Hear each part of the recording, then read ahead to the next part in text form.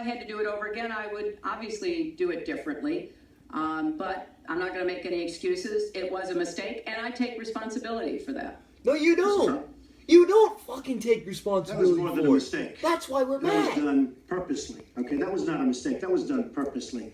When you have your staff taking the Fifth Amendment, taking the Fifth, so they're not prosecuted. When you have the man that set up the illegal server taking the Fifth, I think it's disgraceful. And believe me, this country thinks it's disgraceful. It really thinks it's disgraceful also. As far as my tax returns, you don't learn that much from tax returns, that I can tell you. You learn a lot from financial disclosure. And you should go down and take a look at that. The other thing, I'm extremely underleveraged. The report that said 650, which, by the way, a lot of friends of mine that know my business say, boy, that's really not a lot of money. It's not a lot of money relative to what I had. The buildings that were in question, they said in the same report, which was, actually wasn't even a bad story, to be honest with you, but the buildings are worth $3.9 billion. And the 650 isn't even on that, but it's not 650, it's much less than that. But I could give you a list of banks. I would, if that would help you, I would give you a list of banks. These are very fine institutions, very fine banks. I could do that very quickly.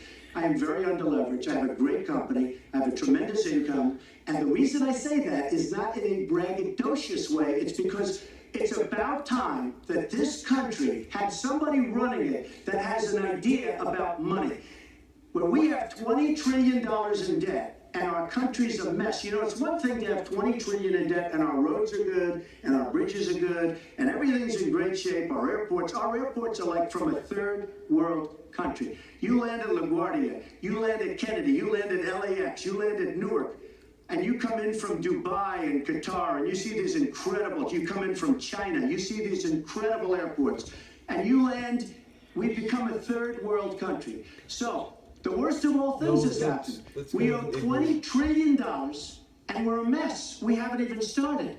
And we've spent $6 trillion in the Middle East, according to a report that I just saw, whether it's 6 or 5, but it looks like it's 6. $6 trillion in the Middle East. We could have rebuilt our country twice. And it's really a shame. And it's politicians like Secretary Clinton that have caused this problem. Our country has tremendous problems. We're a debtor nation, we're a serious debtor nation, and we have a country that needs new roads, new tunnels, new bridges, new airports, new schools, new hospitals, and we don't have the money because it's been squandered on some. I'm going to put this on